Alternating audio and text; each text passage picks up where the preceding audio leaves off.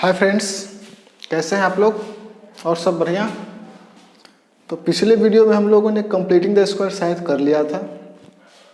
तो अभी तक हम लोग का क्या क्या कंप्लीट हो गया? एक्सरसाइज 4.1 हम लोगों ने कर लिया। उसके बाद 4.2 भी कंप्लीट कर लिया। उसके बाद आज 4.3 का एग्जाम्पल ख़त्म हो जाएगा। इसमें हम लोगों ने क्या पढ़ा? श्रीधराचार्य रूल पढ़ा। श्रीधराचार्य रूल पढ़ा और उसके बाद कंप्लीटिंग द स्क्वायर पढ़ा।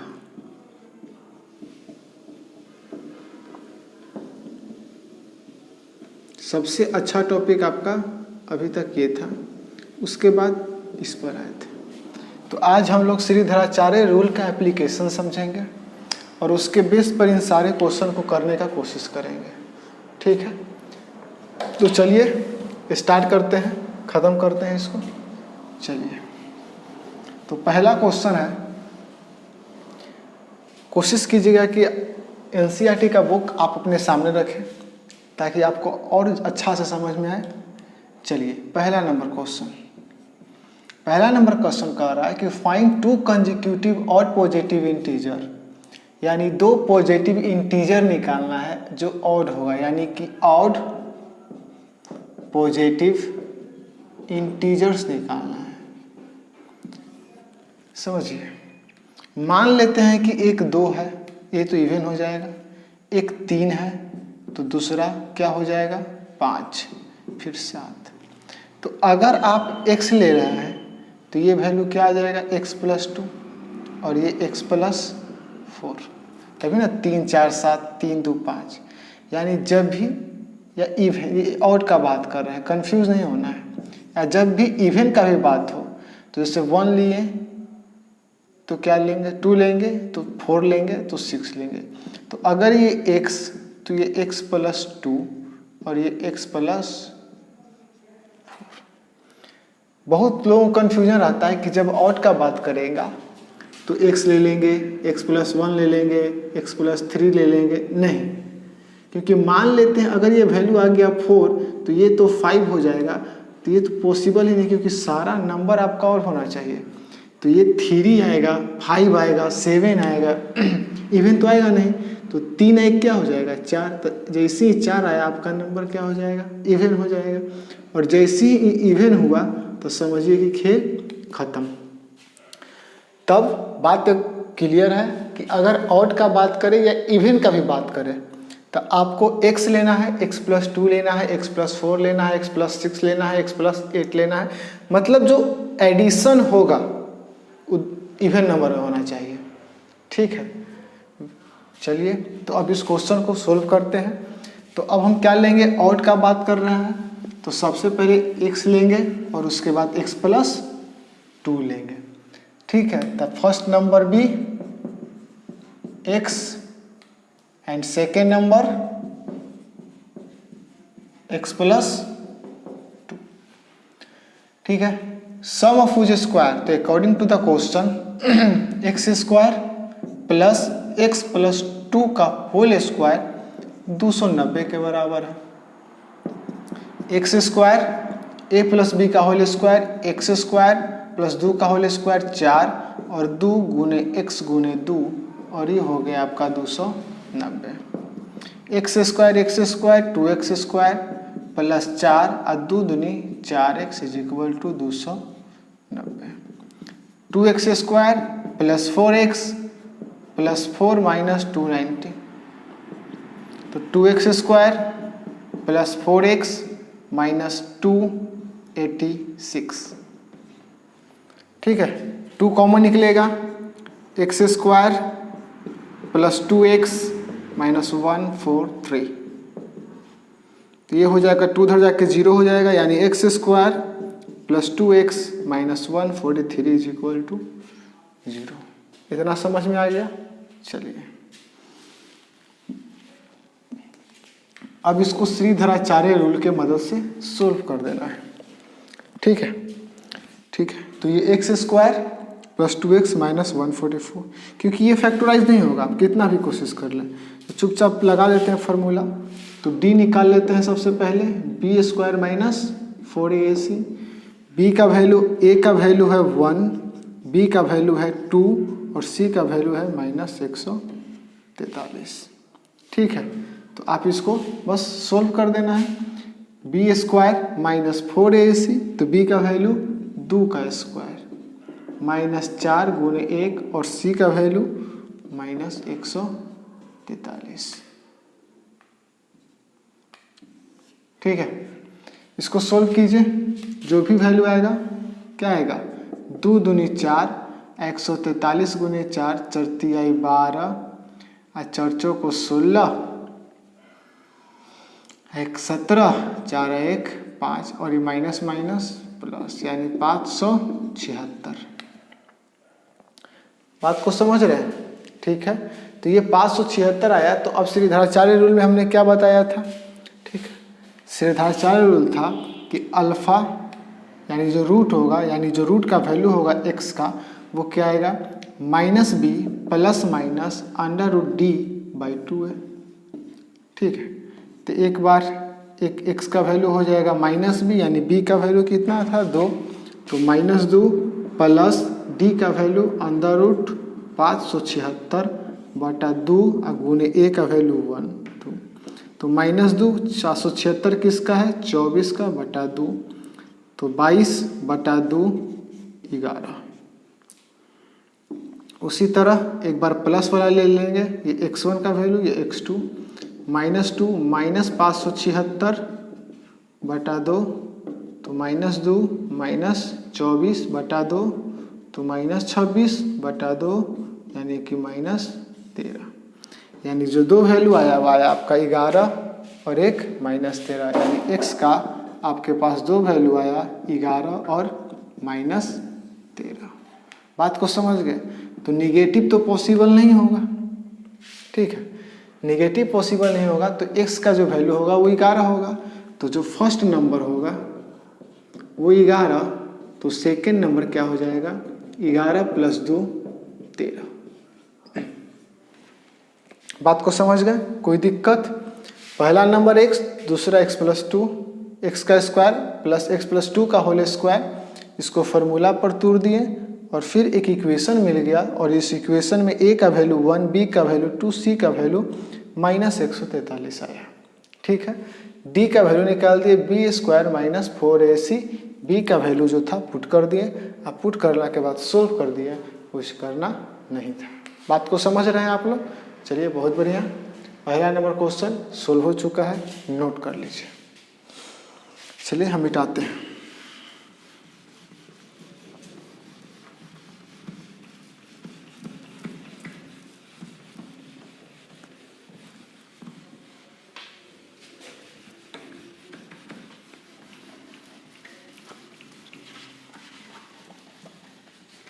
अब आते हैं दूसरा नंबर क्वेश्चन पे। ये दूसरा का पहला, 3x square minus 5x plus 2 is equal to 0। A का वैल्यू 3, बी का वैल्यू माइनस 5, सी का वैल्यू 2, डी का वैल्यू आ जाएगा बी स्क्वायर यानी माइनस 5 का स्क्वायर 4 गुने ए गुने सी, 5 25 और 4 12, 12 दूनी 24 1। तो अल्फा दो रूट मानेंगे, एक अल्फा मान लेते हैं, तो minus b plus under root d by 2 है, और एक बीटा मान लेते हैं minus b minus under root d by 2 है। ठीक है, जैसे जो फार्मूला आ रहा था एक्स का, वो minus b plus minus under root d by 2 आ रहा था। तो एक को अल्फा मान लेते हैं minus b plus under root d by 2 है, और एक को बीटा मान लेते हैं minus b minus under root d by 2। ठीक है, b का वैल्यू माइनस 5, तो माइनस माइनस ये प्लस 5 हो जाएगा। d का वैल्यू अंडर रूट 1, तो 1 का वैल्यू रूट 1 आ जाएगा, और 2 गुने 3, 5 1 6, आई 6 कट के 1 आ जाएगा। बीटा का वैल्यू 5 और d का वैल्यू 1, तो ये हो जाएगा 1, और ये 2 गुने 3, यानी 4 गुने 6, 3 दूनी 6, 2 3 4, यानी बीटा का वैल्यू इतना है। यानी आपके पास जो 2 रूट आया है वो 2 रूट है 1 और 2/3। बात को समझ गए? कुछ करना नहीं था, इजी था, सोल्व कर दिए।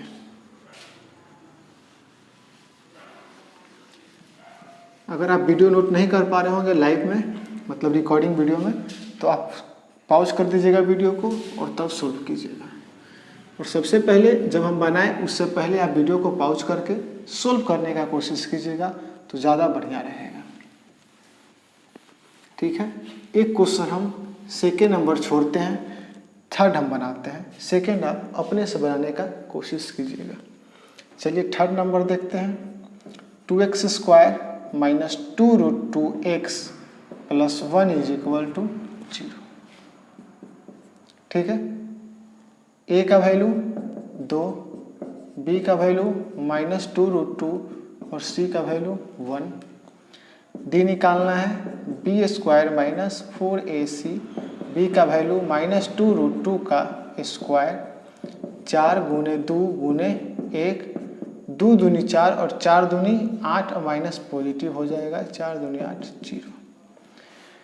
तो जैसे ही 0 आया इसका, तो अब alpha minus b plus 0/2a और जो बीटा होगा माइनस बी प्लस 0/2a।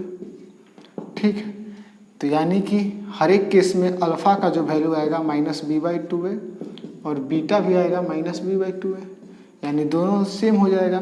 तो इस कंडीशन में याद रखिएगा कि जब भी d का वैल्यू 0 आता है तो जो रूट होता है, दोनों रूट वो क्या होता है, इक्वल होता है।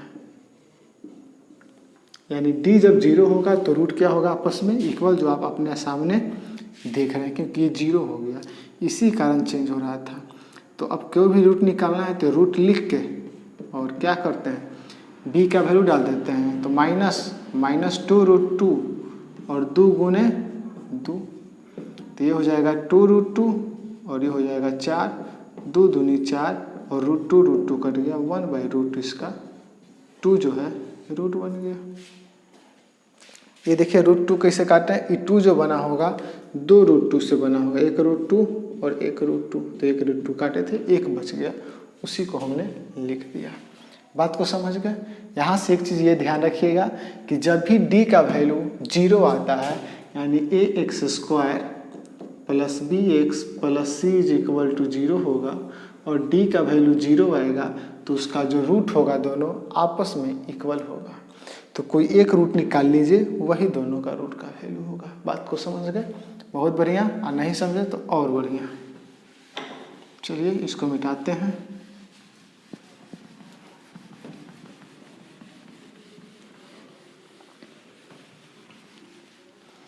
चलिए 4 नंबर सोल्व करते हैं, ये आप अपने से बना लीजिएगा। 4 number question, x plus 1/x is equal to 3। LCM लेते हैं x, तो ये हो जाएगा x² plus 1 is equal to 3।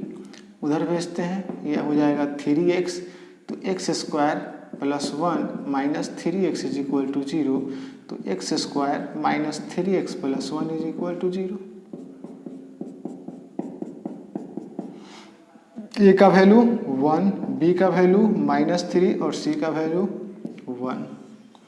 D is equal to होता है b² माइनस 4ac, बी का वैल्यू इतना 4 गुने 1 गुने 1, 3 3 9 माइनस 4 5 आ गया।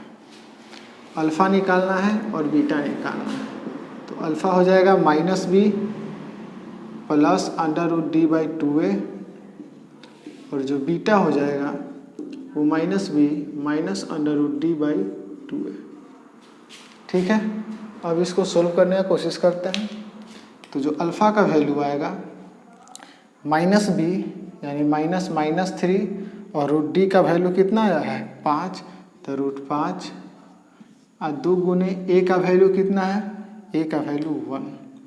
बीटा क्या आ जाएगा -3 माइनस √5 बटा 2 गुने 1, यानी 3 प्लस √5 बटा 2 और 3 माइनस √5 बटा 2 यानी अल्फ़ा का जो वैल्यू है वो b। तो अब यहाँ से आप एक ने एक चीज़ समझा होगा कि देखिए पहला सोच लीजिए कि d अगर 0 आ रहा है तो जो रूट हो रहा था वो आपस में इक्वल हो रहा था दोनों, और दूसरा कंडीशन कि d अगर 0 से बड़ा आ रहा है, सारे में देख रहे हैं d 0 से बड़ा आ रहा है, ये सब 0 से बड़ा आ रहा है, ठीक है। तो 0 से जब बड़ा आ रहा है तो उसका रूट जो होगा वो भी क्या होगा, अनइक्वल होगा। लेकिन दोनों में सिमिलरिटी ये है कि ये दोनों का जो रूट होगा वो एक रियल नंबर होगा। रियल नंबर मतलब एक रियल वैल्यू होगा, ठीक है। रियल वैल्यू जैसे एक वैल्यू जो आप पता चल रहा है। लेकिन जब d 0 से कम होता है तो वो इमेजिनरी हो जाता है, जो आपको पढ़ना नहीं है। तो इन दोनों चीज़ को याद रखिएगा। d0 रूट इक्वल, d0 से ज़्यादा रूट अनइक्वल, जैसे अनइक्वल हो गया है, लेकिन रूट का जो होगा वो रियल होगा दोनों में। ये चीज़ बहुत काम का है। तो आपका ये भी सोल्व हो गया, ये भी और ये भी। चलिए इसको मिटा देते हैं।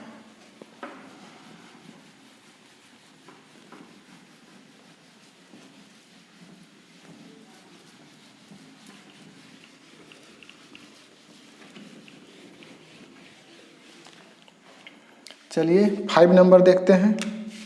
5 नंबर है ये आपका सामने, 1/x minus 1/x minus 2 is equal to 0।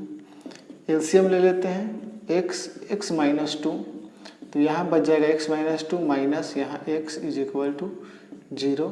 तो x माइनस 2 माइनस x और ये x square minus 2x is equal to 0, ठीक है। अब क्या होगा, ठीक, इसको ऐसे करते हैं, ये आ जाएगा, ये काम ख़त्म हो जाएगा, ठीक है।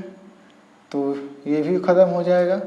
शायद कुछ क्वेश्चन में दिक्कत है, देख लेते हैं।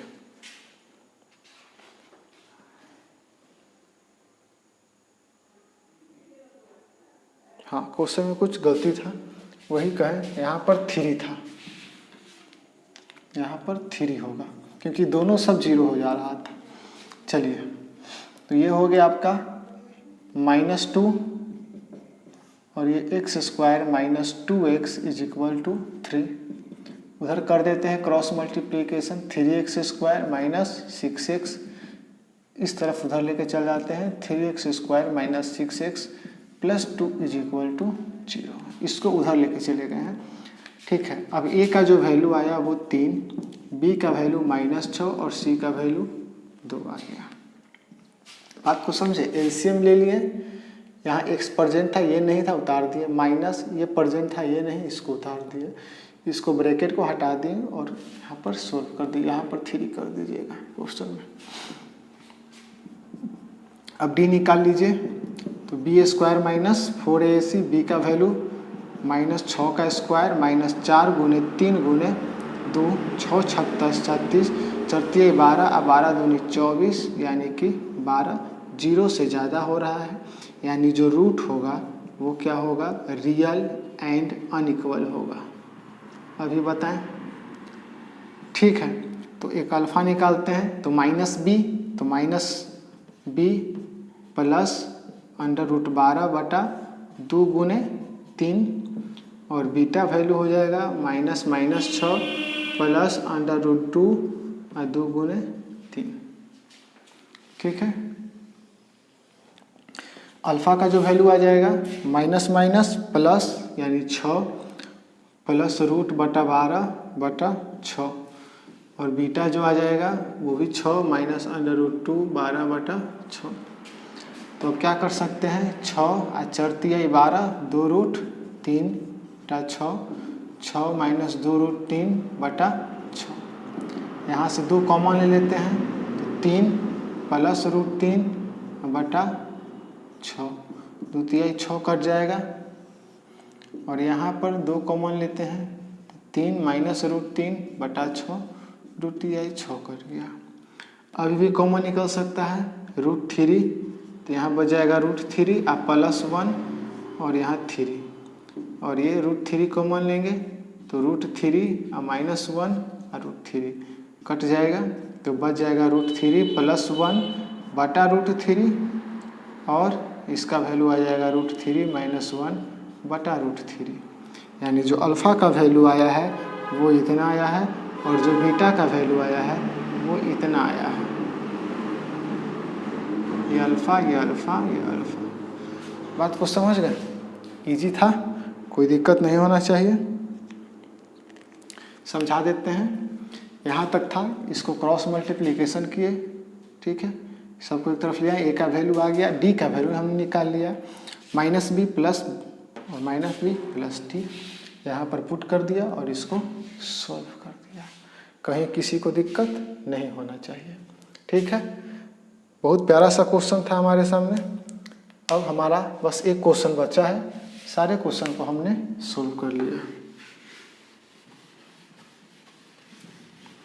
अब आप कोशिश कीजिएगा, आप सबसे पहले ये कोशिश कीजिए कि बिना हम सॉल्यूशन देखे बनाएं, ठीक है। उसके बाद ही आप इसको बनाने की कोशिश कीजिएगा।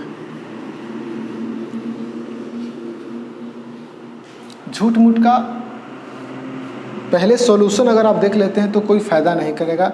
इस क्वेश्चन को टिक मार लीजिए, ये बहुत इंपॉर्टेंट क्वेश्चन है और सब बहुत बढ़िया क्वेश्चन है। देखिए समझाते हैं। कह रहा है कि एक समुद्र है या जो भी है, पानी है, दिस इज वाटर, ओशियन, समुद्र। इसमें कह रहा है कि एक मोटर बोट है, यानी एक नाव है। ये नाव हो गया आपका, ये नाव हो गया, ठीक है, इसको बोल देते हैं नाव। इसका स्पीड जो है, इसका स्पीड, नाव का जो स्पीड है वो है 18 किलोमीटर/आवर, ठीक है। अब दो चीज़ समझिएगा, दो कंडीशन होता है। एक होता है अप स्ट्रीम, यानी कि धारा के प्रतिकूल, और एक होता है डाउन स्ट्रीम, यानी धारा के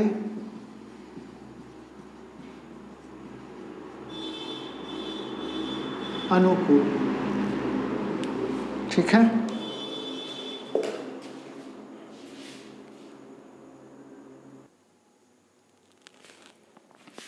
ठीक है, तो हम कहाँ पर थे? तो हमने बताया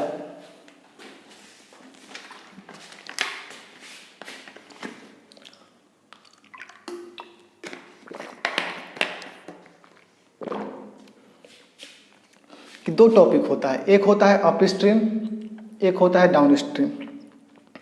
अप स्ट्रीम कहने का मतलब कि अगर धारा इधर है, इधर नदी इन्हीं में बह रहा है और नाव इन्हीं में जा रहा है, तो वो क्या हो जाएगा, धारा के अनुकूल, यानी इसको बोलेंगे डाउन स्ट्रीम।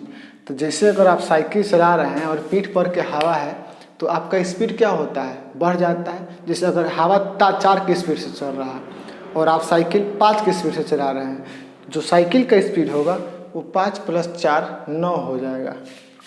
यानी कि अगर आपका साइकिल का स्पीड 4 है और हवा जो है 5 की स्पीड से चल रहा है, लेकिन आपकी पीठ के बल चल रहा है, तो जो टोटल होता है, इस साइकिल जो स्पीड से भागता है 9 की स्पीड से। तो डाउन स्ट्रीम में क्या होता है कि बोट का स्पीड, यानी बोट का स्पीड और वाटर का स्पीड दोनों जुड़ जाता है। लेकिन अप स्ट्रीम में क्या होता है कि अब साइकिल, हवा जो है मुंह पर, यानी आप 5 की स्पीड चला रहे हैं और हवा अगर चल रहा है 2 का, तो अब 5 का आप चला रहे थे और हवा चल रहा है 2 का, तो आपका जो अप स्ट्रीम में स्पीड हो जाएगा वो हो जाएगा 5 - 2 यानी 3 का।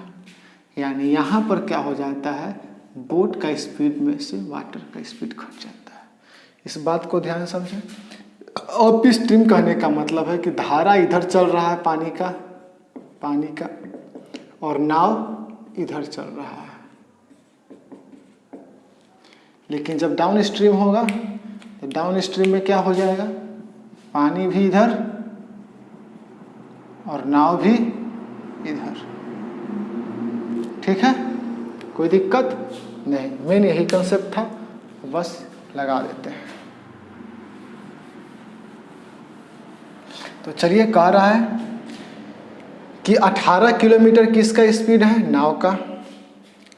Takes 1 hour more to go 24 kilometre upstream, और जो डिस्टेंस ट्रेवल कर रहा है यानी जो डिस्टेंस होता है वो होता है स्पीड इनटू टाइम।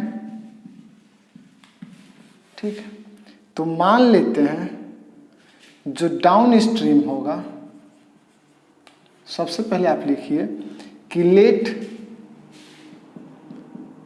यहाँ लिख देते हैं पानी का स्पीड यानी वाटर स्टीम का जो स्पीड होगा लेट वो x होगा मान लेते हैं। सो जो डिस्टेंस होगा, टोटल स्पीड डाउन स्ट्रीम में क्या हो जाएगा, डाउन स्ट्रीम में हो जाएगा x प्लस वाई, और ये हो गया t1 और डिस्टेंस तो 24 चलेगा, तो t1 का वैल्यू आ जाएगा 24x प्लस वाई।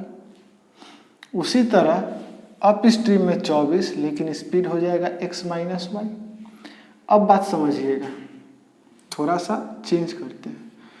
पहले नाव का स्पीड, तो नाव का तो देवल है 18 और ये वाटर स्ट्रीम्स करे थे x, उसी तरह 18 माइनस x ऊपर वाला उतार दिए देखिए इंटू t2, तो t2 का जो वैल्यू आएगा 24 18 माइनस x।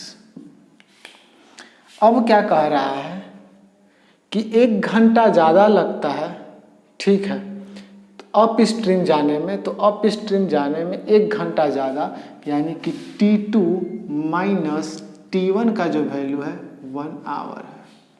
यहाँ मान लीजिए कोई घंटा लगा हो, ये टाइम निकल गया, तो t2 इज इक्वल टू क्या हो गया 24 18 minus x minus 24 18 plus x is equal to 1।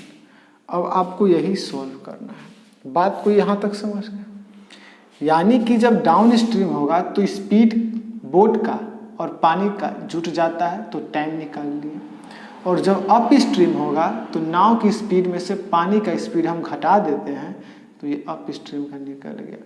अब अप स्ट्रीम जब जाएगा तो उसको ज़्यादा टाइम लगेगा, तो मान लो ये 5 घंटा लग रहा है और ये 4 ही घंटा लग रहा है, ठीक है, क्योंकि स्पीड ये ज़्यादा है तो ये कम टाइम लगेगा, ये तो फिक्स है। आई स्पीड कम है तो ज़्यादा टाइम लगेगा, तो ज़्यादा टाइम में से कम टाइम घटा देंगे यानी अप स्ट्रीम में से डाउन स्ट्रीम घटा देंगे, और ये टाइम 1 घंटा के बराबर है इसका डिफरेंस। तो अब क्या करना है, इसको सोल्व कर देना है। तो अब सबसे पहले आप लोग लिख लेते हैं। चलिए यहाँ 24 कॉमन निकाल लेते हैं, तो यह आ जाएगा 18 minus x minus 18 plus x is equal to 1। 24 18 plus x minus 18 minus x, और ये हो जाएगा 18 माइनस एक्स, और ये 18 plus x is equal to 1। ठीक है, तो 24 18 plus x minus 18 plus x, और ये 18 a plus b a minus b यानी 18 का स्क्वायर माइनस एक्स का स्क्वायर इज इक्वल टू 1। तो ये 24 ये ख़त्म, आ गया 2x, और 18 का square 324 minus x square is equal to 1। ठीक है, अब क्या करते हैं, ये लिख देते हैं 48x और ये 324 माइनस एक्स स्क्वायर। यहाँ तक ये सब लिख लिए होंगे, आप मिटा देते हैं।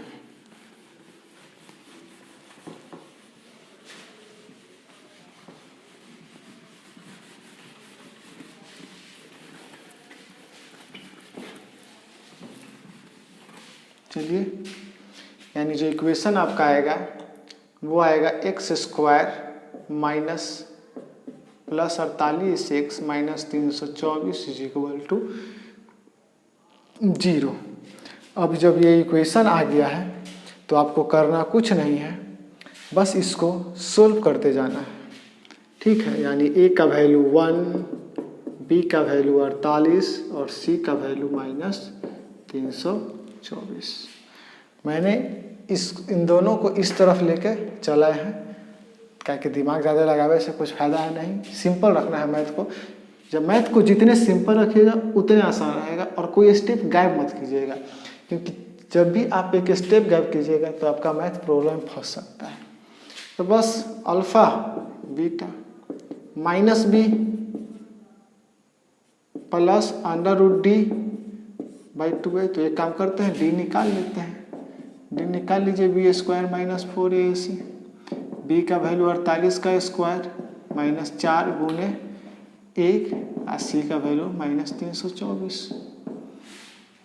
48 का स्क्वायर जो भी होगा इसको आप सोल्व कर लीजिएगा, और बीटा का भी वैल्यू निकाल लीजिएगा, क्योंकि आपको कॉन्सेप्ट बता दिया गया है।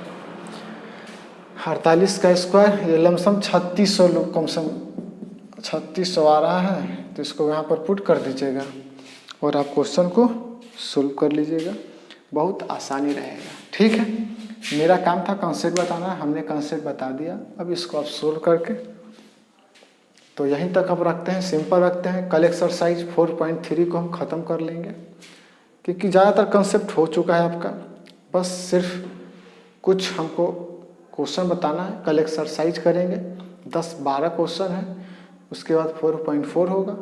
2 से 3-4 क्लास में आपका ये क्वाड्रिलेटरल ख़त्म हो जाएगा। उसके बाद अगर टाइम मिला तो आर एस सवाल का कुछ बढ़िया दमदार क्वेश्चन जो एग्ज़ाम ओरिएंटेड होगा वो हम आपको लेके आएंगे और उसको यहाँ लिख के बता देंगे। जय हिंद, जय भारत।